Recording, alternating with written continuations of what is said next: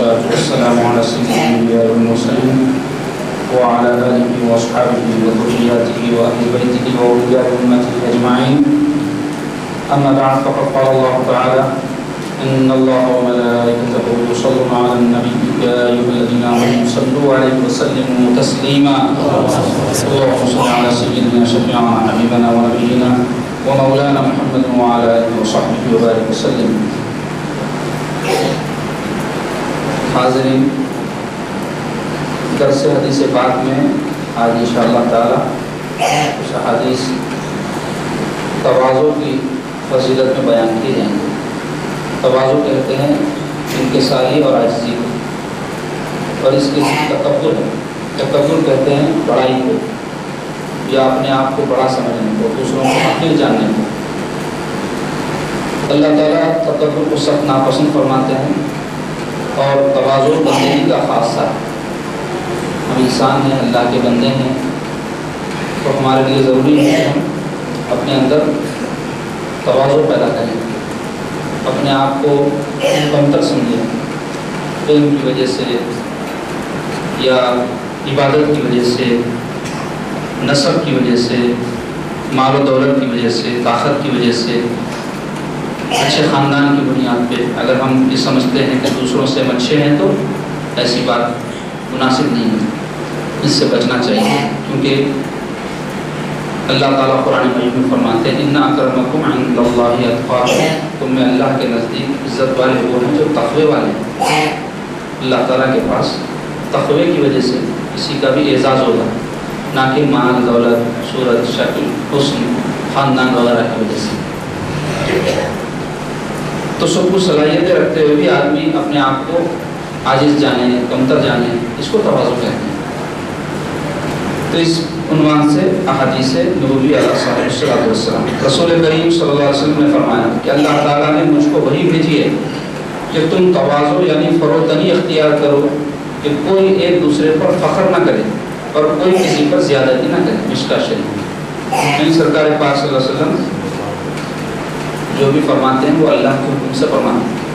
وما ينطق عن الهوى ان هو الا وحی یوحی. قرآن مجید میں اللہ تعالیٰ فرما رہے ہیں: وما ينطق عن الهوى. یہ جو میرے نبی ہیں یہ اپنی خواہش سے کچھ بھی نہیں کہتے. وما ينطق عن الهوى ان هو، نہیں ہے وہ، ان هو الا، مگر یہ کہ وحی یوحی، وحی جو ان کو کی گئی ہے وہی ارشاد فرمائیں. تو سرکار پاک صلی اللہ علیہ وسلم جو بھی فرمائیں وہ اللہ کے حکم سے فرمائیں. تو سرکار فرمائے اللہ تعالیٰ نے مجھے وحی بھیجی. کیا وحی بھیجی؟ کہ تم تواضع یعنی فروتنی اختیار کرو، اپنے آپ کو عاجز سمجھو، بندگی کا جو خاصہ ہے وہ اپنے اندر پیدا کرو، کہ کوئی ایک دوسرے پر فخر نہ کرے. یعنی میں علم والا ہوں، اس کو کیا معلوم، میرا فلاں خاندان ہے، اس کی کیا حیثیت.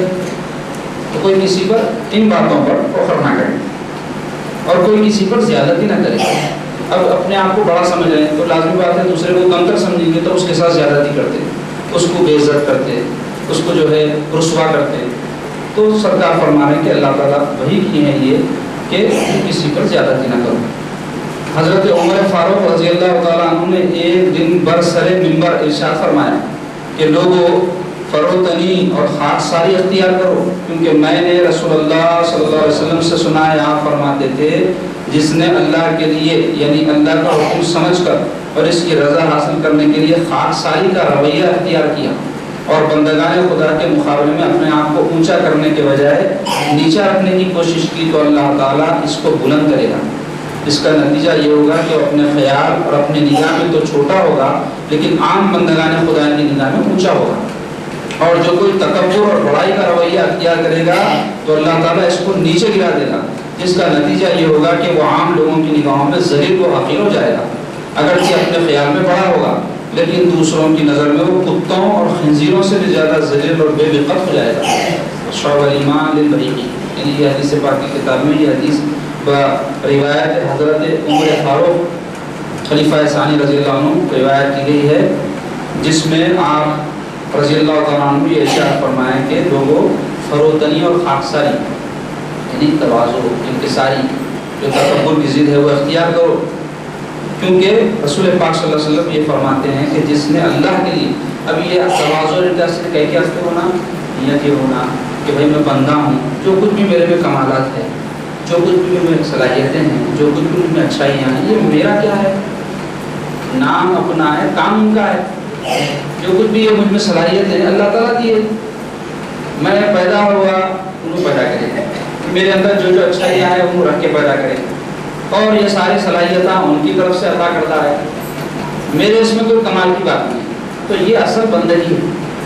بندگی کا خاصہ یہ ہے کہ بندہ اپنے اندر کی صلاحیتوں کو، اپنے تمام جو ہے اچھائیوں کو اپنے مولا کی طرف واپس کر دے جس نے اس کو عطا کیا ہے۔ تو اللہ کے لیے تواضع اختیار کرے، یا نہیں یہ نہیں کہ میں ایسا تواضع اختیار کروں تو لوگ میرے کو بہت نیگرمی سمجھنا، میں بہت سیدھا سادہ کو سمجھ کے میری عزت کرنا، میں جو ہے خاکساری کا انداز اختیار کرا تو لوگ مجھے پسند کرنا، لوگوں میں میں فیمس ہو جانا، تو یہ اللہ کے لیے تواضع نہیں ہے، عزت پانے کے واسطے یہ بھی طریقہ رہتا ہے، ایک بار لوگ اختیار کرتے ہیں۔ تو نیت کیا ہونا؟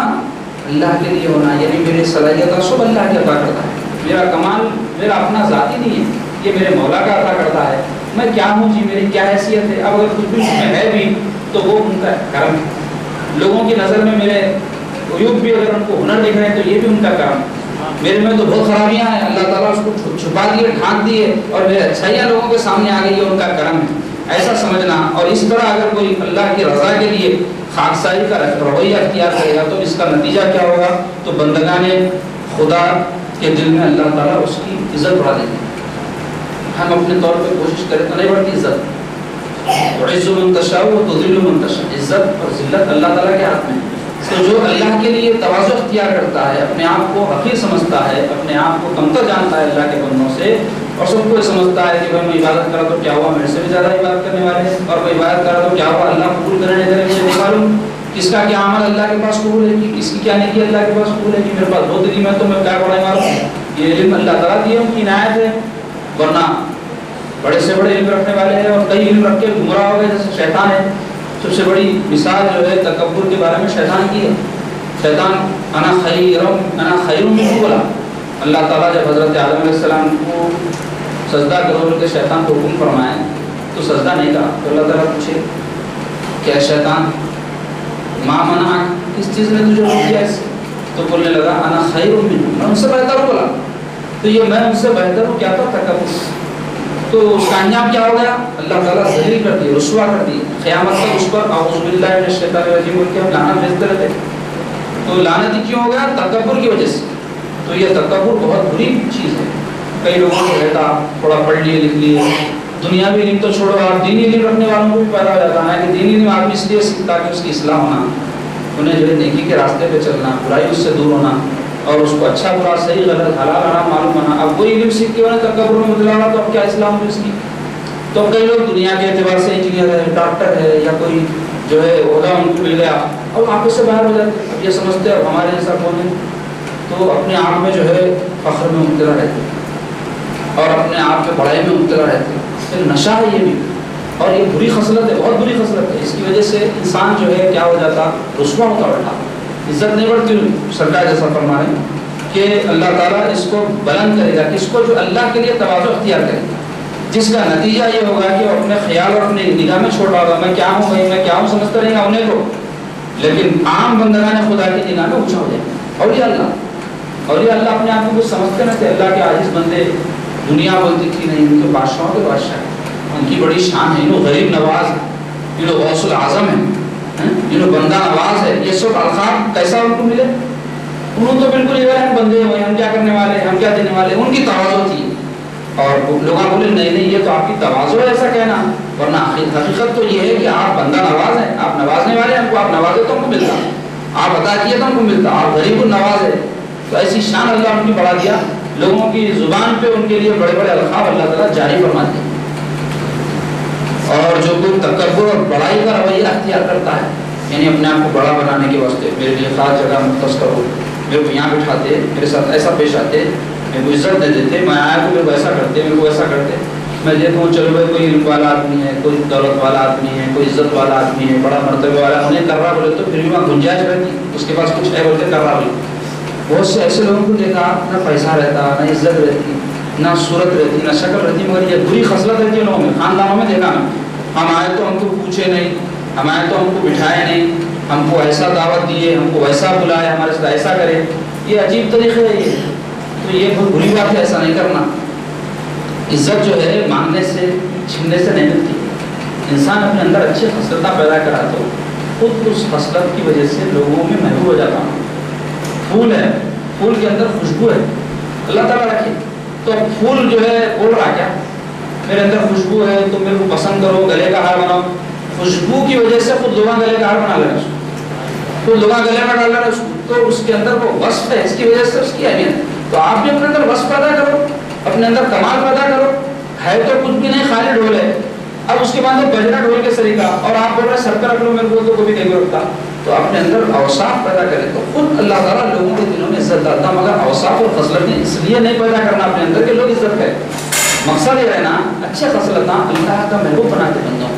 جو جتنے اچھے اخلاق کا حامل ہوں گا، تواضع اچھے اخلاق کے علاوہ جو جتنے اچھے اخلاق کا حامل ہوں گا، اللہ تعالیٰ کے نزدیک اتنا ہی برگزیدہ ہوتے جائیں گے. اب اللہ کے نزدیک کوئی برگزیدہ ہو گیا تو اللہ تعالیٰ کیا کرتے ہیں، اس بندے کی محبت اللہ اپنے بندوں کے دلوں میں ڈال دیتے ہیں. حدیث شریف میں آیا ہے کہ اللہ تعالیٰ جب کسی بندے کو پسند فرماتے تو جبرائیل علیہ السلام کو بلا کے بولتے جبرائیل فلاں میرا محبوب ہے، میں اس کو پسند کرتا ہوں، تم بھی اس سے محبت کرو. تو جبرائیل علیہ السلام کیا کرتے ہیں، جا کے ندا کرتے ہیں آسمانوں میں زمین میں، فلاں ابن فلاں اللہ کا محبوب ہے، فلاں ابن فلاں اللہ کا محبوب ہے، فلاں ابن فلاں اللہ کا محبوب ہے. تو وہ ساری مخلوق سن لیتی ہے، جھاڑاں پہاڑاں مچھلیاں جنات فرشتے سب سن لیتے ہیں. سارے کیا کرتے کرتے وہ بندے سے محبت کرتے.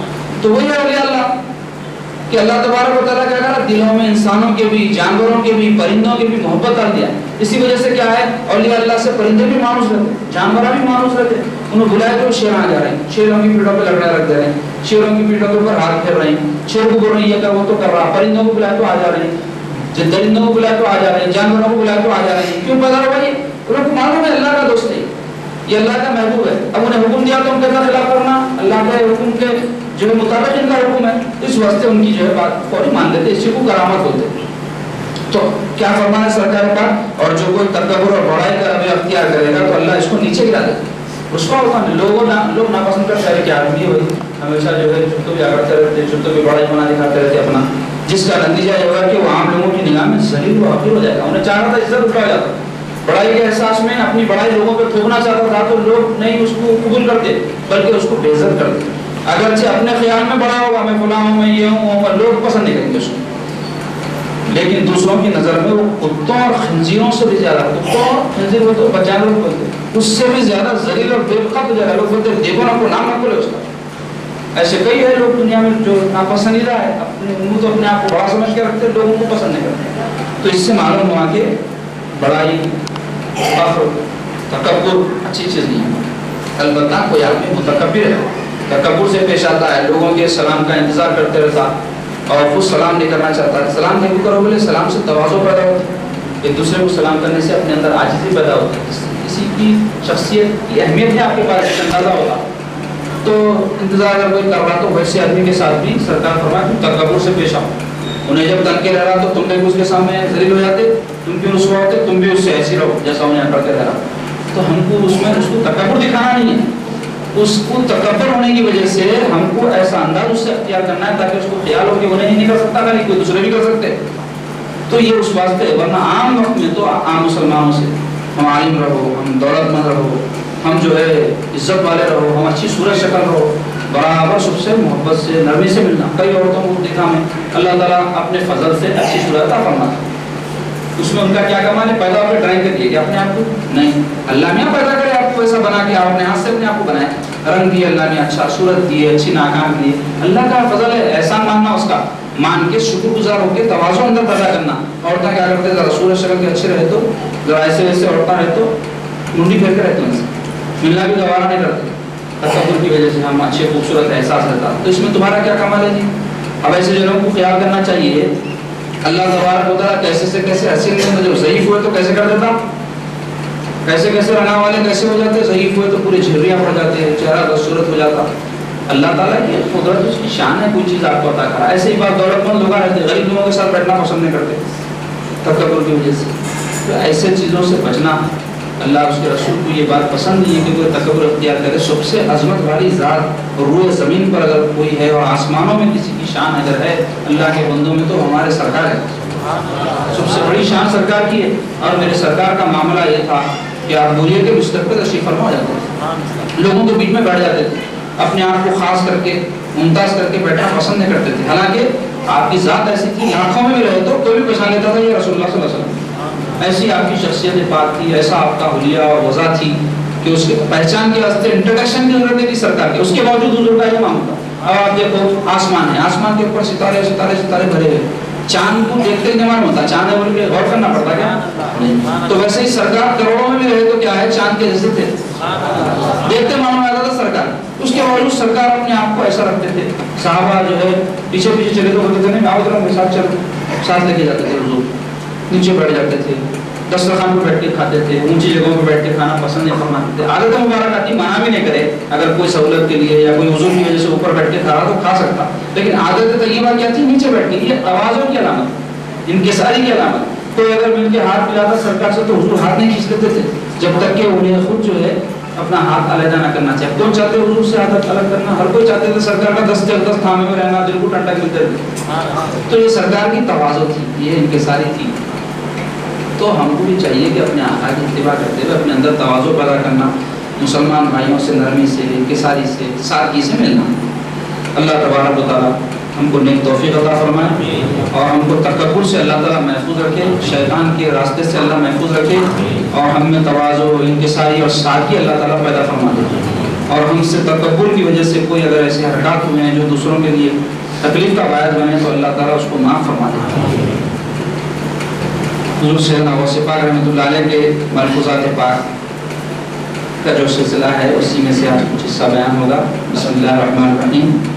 قال داؤد لابنه سلیمان علیہ السلام وعلى جميع الانبیاء والمرسلین والملائکۃ المقربین والاولیاء والصالحین یا بنی ما اقبح القطیۃ بعد المسکنۃ واقبح من ذلك رجل كان عابدا فترك عبادۃ ربه ارضیتم بالحیاۃ الدنیا من الآخرہ الحیاۃ الدنیا وجودک والآخرۃ فناء للہمم تغیر وللاسرار تغیر وللعوام تغیر وللخواص تغیر الدنیا ما تراہ والاخرى ما یفتح لک یأتیک ما لا تعقل فتتحیر فیتبین لک ما یأتیک بعقل مشترک فهو من الدنیا وما یأتیک من حیث العقل الذي هو عقل العقول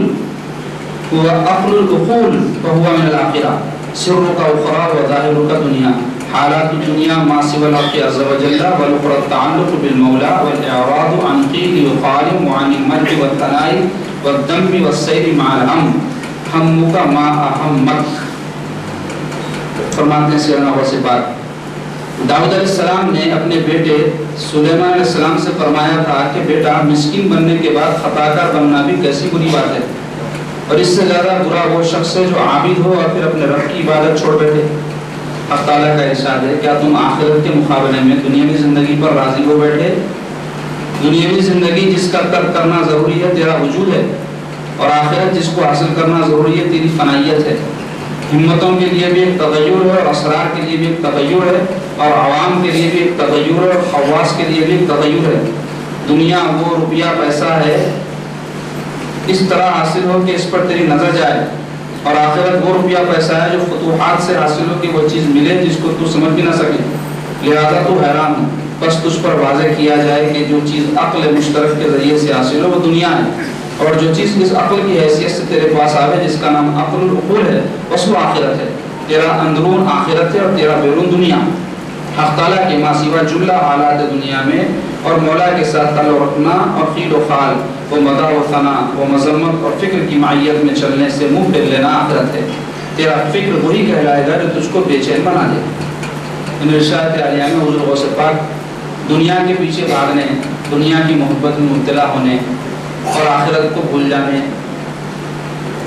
کی مذمت فرمائیں.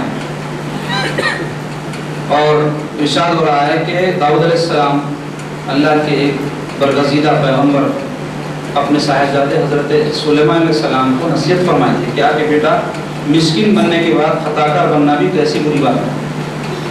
مسکینی ایک تو ہوتی ہے مال و دولت کے اعتبار سے، ایک مسکینی ہوتی ہے کہ بندہ جو ہے اپنے دل کو خالی کر لے دنیا کی محبت سے، مال و دولت کی محبت سے۔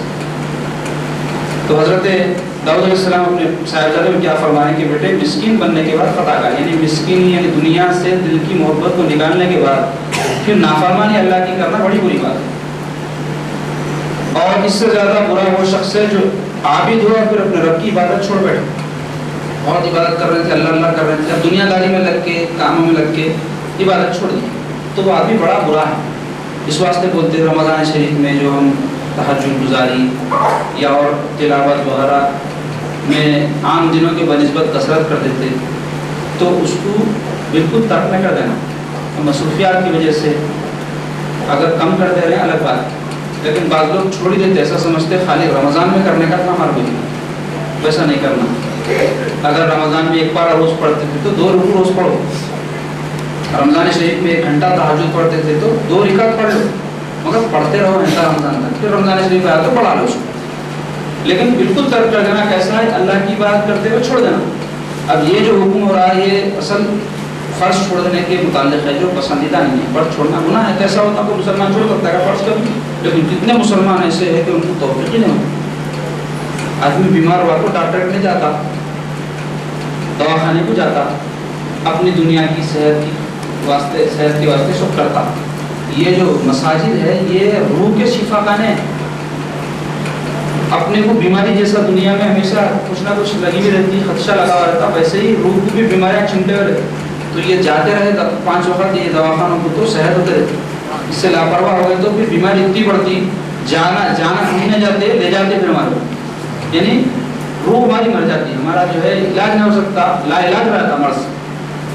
فرماتے ہیں اللہ تعالیٰ کا ارشاد ہے ارضیتم بالحیات الدنیا من الآخرہ، اللہ تعالیٰ فرما رہے ہیں کیا تم آخرت کے مقابلے میں دنیاوی زندگی پر راضی ہو بیٹھے، یعنی اس کو سب کچھ سمجھ لیے، یہ آیا تو خوش ہو جا رہے، مال آیا خوش، نوکری مل گئی خوش، ہوتی انسان کو خوشی، منع نہیں ہے اس پہ خوش ہونے سے، لیکن آدمی کبھی یہ سوچتا کہ کوئی ایسا کام تو نہیں ہوا میرے سے جس سے آخرت میری خراب ہو گئی، کہیں میں نوکری کو حاصل کرنے میں آخرت سے تو غافل نہیں ہو گیا، میں نوکری کے پیچھے، کاروبار کے پیچھے، بیوی بچوں کے پیچھے، اللہ اس کے رسول سے تو دور نہیں ہو گیا، یہ کبھی غور نہیں کرتے۔ تو وہی فرمانا اللہ تعالیٰ کیا تم دنیا کی زندگی کو سب کچھ سمجھ کر اس کی کامیابی کو کامیابی، اس کی ناکامی کو ناکامی سمجھ لے؟ کیا ارضیتم بالحیات الدنیا، کیا تم دنیا کی زندگی سے راضی ہو گئے آخرت کو چھوڑ کر؟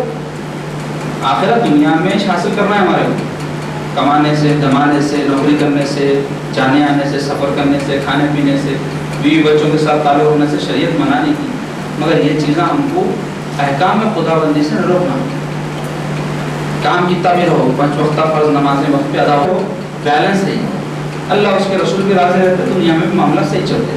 کوئی ایک طرف ہو گئے خالی کمانے دھمانے میں ایسے لگ گئے، نمازوں کو ٹائم نہیں مل رہا، کمانے دھمانے کا اتنا جوش ہے، حرام حلال نہیں دیکھ رہے، کمانے دھمانے میں اتنے مصروف ہے، بیوی بچوں کی تربیت، ان کی اصلاح کی فکر نہیں، ان کے حقوق کی ادائیگی کا خیال نہیں، اور اپنے دنیا داری میں اتنے لگے ہوئے ہیں، پڑوسیوں کو بھی ستا دے رہے ہیں اپنی دنیا کے واسطے، تو گھر زمین کے واسطے تکلیف دیتے رہے ہیں، بایوں کو ستا رہے ہیں، رشتہ داروں کو ستا رہے ہیں، تعلقات کاٹ لے رہے ہیں، یہ سب دنیا داری اگر ایسا کر رہے ہیں۔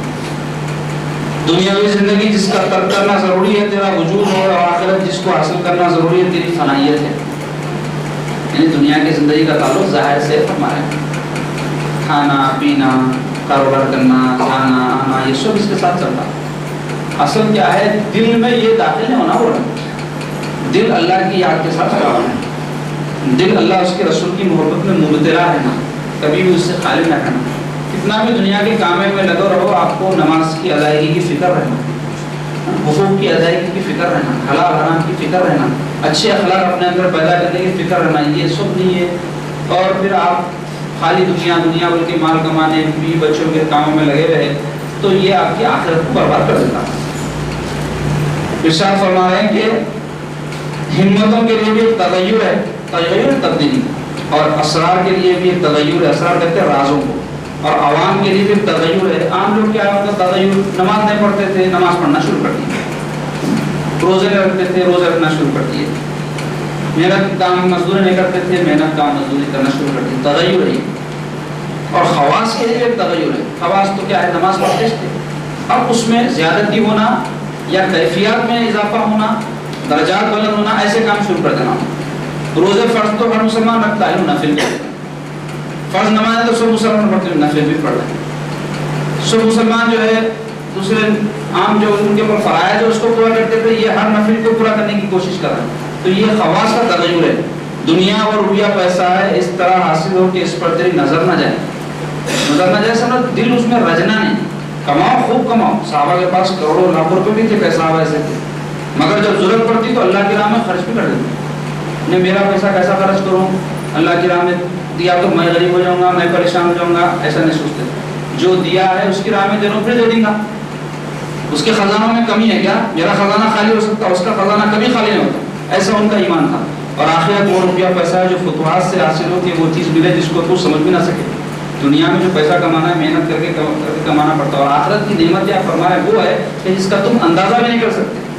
لہذا تو حیران ہو، بس تجھ پر واضح کیا جائے کہ جو چیز عقل مشترک کے ذریعے سے حاصل ہو وہ دنیا ہے، اور جو چیز اب اس عقل کی حیثیت سے تیرے پاس آئے جس کا نام عقل العقول ہے اور وہ آخرت ہے. یعنی جو تم کو انعامات اخروی ہے وہ نبوت کے ذریعے معلوم ہے، جنت ہے، درجات ہیں، اور ایسے جو بھی آخرت کی نعمت ہے وہ کیسا معلوم ہوئی؟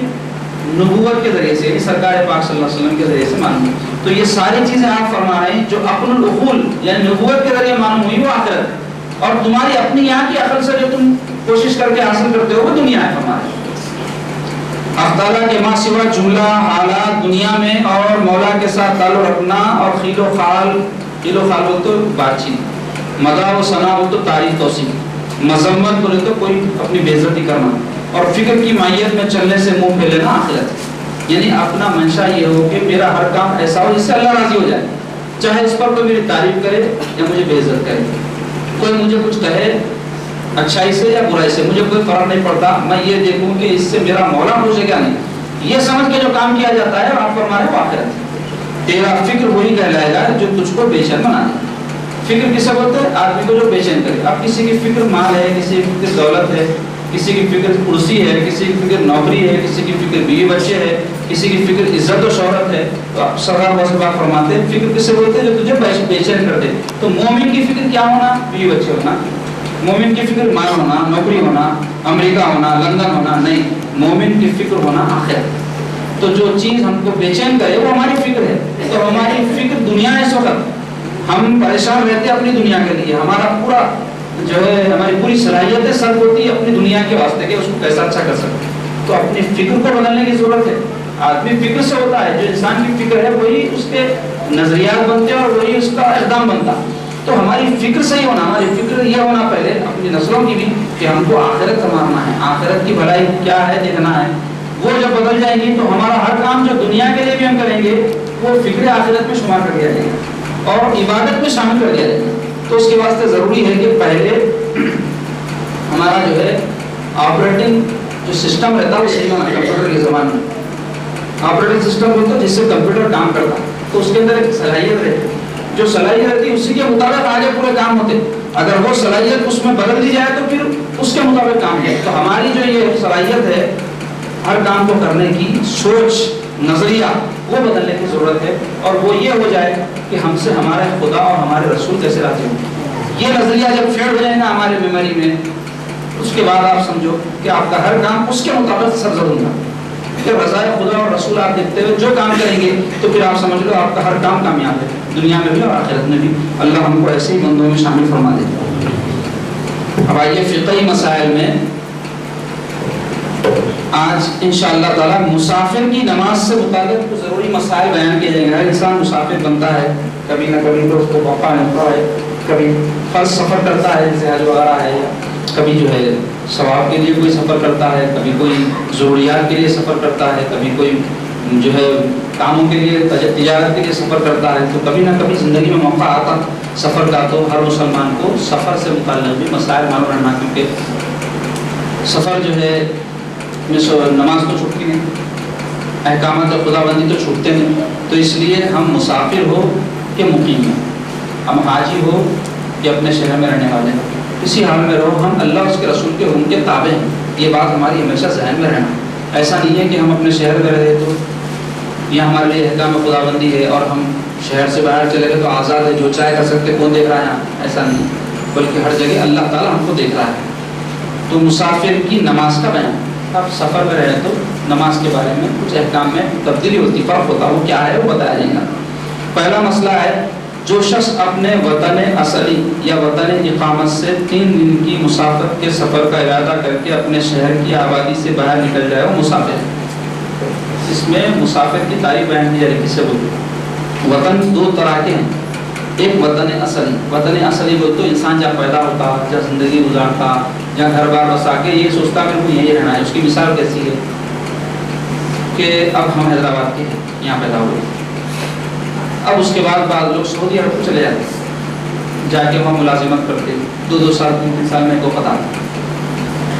تو حیدرآباد ان کا وطن اصلی ہے اور سعودی عرب وطن اقامتی ہے، وہاں مستقل رہنے کو نہیں رہ رہے، وہاں کمانے دھمانے کو رہ رہے، مگر 15 دن سے زیادہ رہنا ہے ان کو وہاں، مہینہ بھر، 2 مہینہ، کوئی 6 مہینہ، کوئی سال بھر رہتے، تو وطن اقامتی۔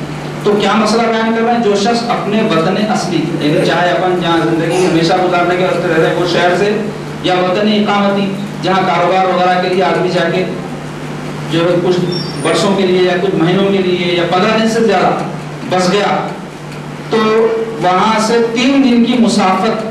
اب 3 دن کی مسافت آج کے زمانے میں کتنے کلومیٹر ہوتی ہے اس کی تفصیل آگے آتی ہے۔ جو 3 دن کی مسافت کے سفر کا ارادہ کر کے اپنے شہر کی آبادی سے باہر نکل جائے وہ مسافر، جہاں اپنے پیدائش کے مقام سے یا کہیں 15 دن سے زیادہ رہا اس مقام سے 3 دن کی مسافت کے سفر پہ اگر کوئی نکل گیا تو شہر کی جو آبادی ہے اس سے زیادہ باہر نکل گیا بولتے انہیں مسافر ہوگا۔ تو وہاں سے انہیں کیا کرنا؟ قصر کرنا نماز، اس کی تفصیل آگے آتی کیسا کرنا۔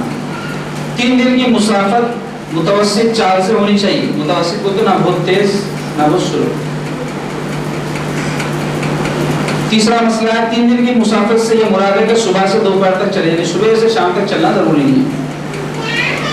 اگر کوئی شخص اس مسافت کو جو متوسط چال سے 3 دن سے کم میں طے نہیں ہو سکتی، کسی تیز رفتار سواری مثلا گھوڑے یا ریل وغیرہ کے ذریعے 3 دن سے کم میں طے کر لے تب بھی وہ مسافر، جیسا آج کے دور میں ہوتا۔ اس زمانے میں تو گھوڑوں پہ، بیلوں پہ، اونٹوں پہ جاتے تھے تو 3 دن کا حساب رکھے تھے۔ اب ایسا ہے کہ آدمی جو ہے 3 گھنٹے میں 4 گھنٹے میں سعودی عرب پہنچا، تو اب اس کا کیا حکم رہے گا؟ تو بولے کہ اگر کوئی تیز سواری سے طے بھی کر لے تو اس کا حکم یہی ہے کہ 3 دن کی مسافت جو اس زمانے میں ہوتی تھی وہ اتنی جو ہے مسافت پیش نظر رکھا جائے گا، وہ کتنی ہے؟ تو اس بارے میں علماء کہتے ہیں کہ 77 کلومیٹر، اور میل کے حساب سے دیکھیں تو 60 میل۔ 60 میل کو کلومیٹر سے اگر بدلے تو علماء جو ہے اس میں تھوڑا اختلاف ہے، بعض بولتے 80 84 بولتے، بعض 77 بولتے۔ کم بھی اگر رہا تو ادھر سے اگر کوئی شروع کر لیا نماز فصل تو ہو جاتی اس کی، تو 77 کلومیٹر کا اعتبار کر رہے ہیں آج کل علماء۔ اگر کسی شہر کے 2 راستے ہوں، ایک راستے سے 3 دن کی مسافت ہو اور دوسرے سے 2 دن کی، تو جس راستے سے مسافر چلے گا اسی راستے کا اس پر حکم جاری ہوگا۔ یعنی 2 دن کی اگر مسافت ہوگی تو مسافر نہیں ہوگا انہیں، 3 دن کی مسافت کے راستے سے جائے گا تو مسافر کیا رہے گا؟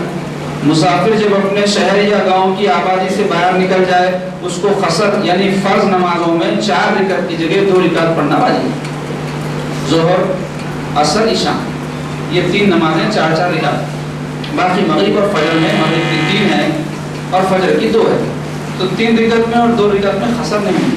2 کو 1 نہیں کریں گے، 3 کو 1.5 نہیں کریں گے، 3 ہی پڑھیں گے، 2 کو 2 ہی پڑھیں گے، صرف قصر ہوگی 4 رکعت، اور وہ بھی فرض نمازوں میں خالی، فرض نمازوں میں قصر ہوگی۔ سنت نمازیں وقت اگر ہے پڑھ سکتے تو پڑھ لینا، اگر کوئی چھوڑ دیا تو گناہگار نہیں ہوتا سفر میں۔ عام وقتوں پہ سنت نمازیں چھوڑا تو گناہگار ہو جاتا، اگر پورے 4 رکعت پڑھے گا تو گناہگار ہو جائے گا۔ زیادہ پڑھنا اچھی بات ہے نا بھائی، میں 4 پڑھ لیتا ہوں، بلکہ اگر کوئی پڑھا تو نماز ادا ہی نہیں ہوتی اس کی۔ 3 رکعت یا 2 رکعت کے فرض میں قصر نہیں، جیسے ابھی میں نے بیان کیا۔ مسافر کو اس وقت تک قصر کرنا چاہیے جب تک کہ اپنے شہر کی آبادی میں داخل نہ ہو جائے، یعنی واپس اگر آ رہا مسافر تو شہر کی آبادی شروع ہو گئی تو وہاں سے انہیں قصر نہیں کرے گا، یا کسی مقام پر کم سے کم 15 دن ٹھہرنے کا قصر نہ کر لے۔ 15 دن سے کم ٹھہرنے کا ارادہ کر رہا تو قصر کرتے رہیں گا، 15 دن ٹھہرنے کے ارادے کے ساتھ کہیں گیا تو انہیں پوری نماز پڑھی نہ قصر نہیں کرے گا، بشرطے کہ وہ مقام ٹھہرنے کے لائق ہو۔ اگر کوئی 15 دن سے کم ٹھہرنے کی نیت کرے یا وہ مقام ٹھہرنے کے لائق نہ ہو، مثلا جنگل، دریا وغیرہ، تو اس کو قصر کرنا چاہیے۔ ठहरने के लायक हो तो बस्ती रहना, आबादी रहना, जंगल है मजबूरी की वजह से ठहरा हुआ है, ठहरना नहीं चाह रहा तो वैसी सूरत में उन्हें कसर नहीं करेंगे। हस्बे ज़ात सूरतों में अगर कोई मुसाफिर कतई मुसाफिर सफ़र के बाद 15 दिन से भी ज़्यादा ठहर जाए तो मुकीम ना होगा और इस पर कसर वाजिब होगा। क्या सूरत है? देखो आप, यानी कोई आदमी गया सफ़र के ऊपर, इरादा था 4 दिन ठहरना, काम पड़ गया और 4 दिन ठहर गया, काम पड़ गया और 4 दिन ठहर गया, काम पड़ गया और 4 दिन ठहर गया, ऐसा उन्हें उम्र भर भी ठहरा तो मुसाफिर ही नहीं है। अलबत्ता उसका इरादा अगर ये होगा कि नहीं मेरे को 15 दिन ठहरना है तो अब मुसाफिर नहीं, उन्हें अब कसर करना होगा। वही बात को तफसील से यहाँ बयान करें। और एक मसला ये है जो लोग आमतौर पे इस उन्वान से पूछते हैं, जमात से पढ़े तो क्या करना? मुसाफिर साहब गए मुंबई को गए, मुसाफिर साहब जो है दिल्ली को गए, अब वह मस्जिद में गए तो जमात खड़ी हुई है, तो जमात में जब शामिल हो गए, इमाम के ताबे हो गए, तो जैसी जमात इमाम पढ़ा पूरी पढ़ना, वहाँ हम कसर नहीं करेंगे। कसर करें तन्हा या फिर मुसाफिर अपनी जमात बना लें, सारे मुसाफिर आ जाते हैं 8-8 10-10 जने मिलकर, उलमा मिलकर जमात बना रहे हैं तो उलमा क्या करना? कसर पढ़ना। लेकिन अगर कोई मुकीम इमाम के पीछे पढ़ रहे हैं तो पूरी नमाज अदा करना। और जैसा मैं बोला वक्त रहा तो सुन्नत ये पढ़ना, क्योंकि अगर ऐसा करे तो आदत छूट जाती है। तो अब सफ़र में हल्की समझ लेंगे सुन्नत को, बाद में जो है आदत बना लेते हैं कि यहाँ भी छोड़ दो, तो इस वास्ते वक्त रहा तो पढ़ लेना। अगर कोई छोड़ दिया टाइम नहीं होने से, ट्रेन रुकी तो पढ़ा था तो कसर कर लिया, सुन्नत पढ़े तक ट्रेन चली जाती, तो वैसा आदमी छोड़ दिया तो चल जाता, गुनाह नहीं होता उसको। तो ये ज़रूरी मसाइल थे जो सफ़र की नमाज से मुताल्लिक़ थे। मज़ीद कुछ और है इंशाअल्लाह आइंदा इतवार को उसकी तफसील बयान होगी। लेकिन अरसे दराज तक हज़रत अबू तुराब से भी फैज़ हासिल करते रहे, और जब लोगों ने हज़रत अबू हफ्स से पूछा, ये भी एक वली हैं, कि अहद हाज़िर के तमाम सूफिया में आपके नज़दीक किसका मकाम बुलंद है, तो आपने फरमाया मैंने हज़रत अहमद खज़रविया से ज़्यादा बाहौसला और सादिक़ुल अहवाल किसी को नहीं पाया। बल्कि अबू हफ्स तो यहाँ तक फरमाते थे कि अगर आपका वजूद ना होता तो मुर्रबत तो फुतुहात का ज़हूर ही ना होता। हदीस शरीफ में आया है कि अल्लाह के पास नेक बंदों की वजह से दुनिया में बारिश होती, लोगों में रिज़्क़ बढ़ता, बलाया दफ़ा होते। तो हज़रत अबू हफ्स क्या फरमाया, हज़रत अहमद खज़रविया उन लोगों में से तो उनकी वजह से बारिशें बरस रही, उनकी वजह से लोगों के साथ अल्लाह की रहमत जुड़ी हुई है। आप हमेशा फौजी लिबास पहने रहते थे और आपकी ज़ौजा फातिमा बहुत ही इबादत गुजार और सरदार बल्ख की साहिबजादी थी। बल्ख एक मुल्क का नाम है, वहाँ के बादशाह की बेटी थी। कौन? आपकी ज़ौजा फातिमा रहमतुल्लाह अलैहा। और ये भी मशहूर है कि उन्होंने खुद ख्वाहिश निकाह का इज़हार करते हुए अपने वालिदैन से पैगाम निकाह देने के लिए कहा। कौन? वो साहिब बीवी जो है, बोले मैं अहमद खज़रविया से शादी करना चाहती हूँ, आप लोग जाके मेरा पैगाम जो है उनको दो, बल्कि अपने वालिदैन को भेजे। लेकिन आपने इनकार कर दिया, हज़रत बोले मैं नहीं करता। मगर जब दोबारा उन्होंने कहा आप रहनुमा होकर राह मार रहे हैं, इस वक्त आपने उनके इसरार पर निकाह का पैगाम भेज दिया। तो जब फिर दोबारा उन्होंने इसरार किए कि आप रहबर है, आप रहनुमा हैं और आप ऐसा जो है करेंगे तो मैं गलत रास्ते पर ना पड़ जाऊँ, तो हज़रत जो है इस वजह से कबूल कर ली। और जब निकाह के बाद आपके यहाँ आई तो आपके हमरा सिद्क़े दिली से मशगूल इबादत हो गई। और जब आप अपनी बीवी के हमरा हज़रत बायज़ीद बुस्तामी रहमतुल्लाह अलैह से मुलाकात के लिए पहुँचे तो आपकी बीवी ने उनसे निहायत बेबागाना तौर पर गुफ्तगू की और उनका तरीक़ा गुफ्तगू आपको नागवार हुआ। बाद लोग पसंद नहीं करते बीवियाँ दूसरे गैर मर्दों से खुल के बात करना, हज़रत को अच्छा नहीं दिखा और आपने तंबी की कि गैर मर्दों से इस तरह बेबागाना और बेहिजाबाना गुफ्तगू ज़ेबा नहीं बोले। लेकिन बीवी ने जवाब दिया, ख्वाहिश नफ्स की तकमील में जिस तरह आप मेरे राजदार हैं, इस तरह हज़रत बायज़ीद ख्वाहिश तरीक़त में मेरे हमराज़ हैं। पूरी दुनिया की ज़िंदगी में जैसा ख्वाहिशों की तकमील के लिए आप में मियाँ बीवी का जो ताल्लुक़ कायम करके राज रखते वैसा है, वैसी तरीक़त में उन्होंने मेरे राजदार है, अल्लाह के राजा बता दे और उन्हीं की वजह से मुझे दीदार इलाही नसीब होता है। और इसकी वजह यह है कि आप तो मेरी सोहबत के मुतमन्नी रहते हैं और वो इससे बेनियाज हैं। एक मरतबा हज़रत बायज़ीद ने उनके हाथ में मेहंदी लगी देखकर पूछा कि फ़ातिमा ये मेहंदी क्यों लगाई है? उन्होंने अर्ज़ किया, आज तक आपने मेरे हाथ और मेहंदी पर नज़र नहीं डाली थी, इसलिए मैं आपके नज़दीक बैठ जाती थी, लेकिन आज से आपकी सोहबत मेरे लिए नाजायज़ है। अल्लाह अकबर। इसके बाद हज़रत अहमद बीवी समेत निशापुर में मुक़ीम हो गए, ये भी एक शहर का नाम है। और जिस वक्त याहिया बिन माज़ निशापुर पहुँचे तो आपने उनकी दावत के लिए जब बीवी से मशवरा किया तो उन्होंने कहा कि इतनी मकदार में गायें, इतनी बकरियां, इतना इत्र और 20 गधे, क्योंकि एक करीम की दावत के लिए ज़रूरी है कि कुत्ते भी महरूम ना रहें। لہذا 20 گدھوں کا گوشت کتوں کو کھلایا جائے گا۔ اسی وجہ سے آپ اپنی بیوی کے متعلق فرمایا کرتے تھے جو شخص مرد کو دیکھنا چاہتا ہے وہ فاطمہ کو دیکھے۔ بعض عورتیں ہوتی ہیں ایسی سمجھدار، ان سے مشورہ کر سکتے ہیں۔ ہر عورت سے مشورہ نہیں کرنا، عورتوں سے مشورہ کرنے کا میں مخالف نہیں ہوں، مگر کیا ہے مشورہ اہل سے لیا جائے۔ عورتیں بیچاری گھریلو رہتی، زندگی میں جو معاملات کا فہم ہوتا اللہ تعالیٰ عورتوں میں زیادہ نہیں رکھے، معاملہ فہم نہیں رکھتے، وہ جذباتی رہتے۔ اس واسطے شریعت کیا کری، امیر نہیں بنائی عورتوں کو ہمارے پاس، جج بادشاہ عورتیں نہیں ہو سکتی۔ اور سرکار تو فرمائے کہ اس مرد پہ لعنت ہے جو عورت کو امیر بنائے، عورت کو اپنا سردار بنا لے، اس واسطے کہ ان میں وہ صلاحیتیں نہیں رہتی، فیصلہ نہیں کر سکتے۔ اور بعض عورتیں ایسی رہتی جو غیر معمولی مردوں سے اچھی صلاحیت ہے، بہت کم ہے ویسے، تو حضرت کی بیوی انہی میں سے تھی۔ آپ اپنے نفس پر بے حد جبر سے کام لیتے تھے، یعنی خواہشوں کی مخالفت کرتے تھے۔ چنانچہ ایک مرتبہ عوام جہاد پر روانہ ہوئے تو آپ کے نفس نے بھی جہاد کا تقاضا کیا، لیکن آپ کو یہ خیال ہو گیا نفس کا کام چونکہ ترغیب عبادت نہیں ہے اس لیے مجھے کسی مکر میں مبتلا کرنا چاہتا ہے۔ نفس تو بولتا مسجد سے پڑھے رہو، نماز کو پڑھو، جہاد کیوں کرتے، جان جاتی، انہیں جہاد کرو بولا تو یہ کیا چکر ہے کہ بول کے سمجھا تھا۔ اور شاید اس کی ترغیب کا یہ مقصد ہو کہ دوران سفر روزے نہیں رکھنے پڑیں گے، کیونکہ حضرت بہت روزے رکھتے تھے، جہاد میں گئے تو سفر میں معاف ہے نا روزے، تو روزے چھوڑ دینا بول کے چکر دے رہا، جہاد میں جاؤ رہا، رات کو عبادت سے چھٹی مل جائے گی اور لوگوں سے ربط و ضبط کا موقع مل جائے گا، یہ سب سہولتیں ملنا بغیر کر رہا شاہ جنہیں جہاد کی ترغیب دے رہا، مگر نفس نے ان سب چیزوں سے انکار کرتے ہوئے کہا ان میں سے کوئی بات نہیں ہے۔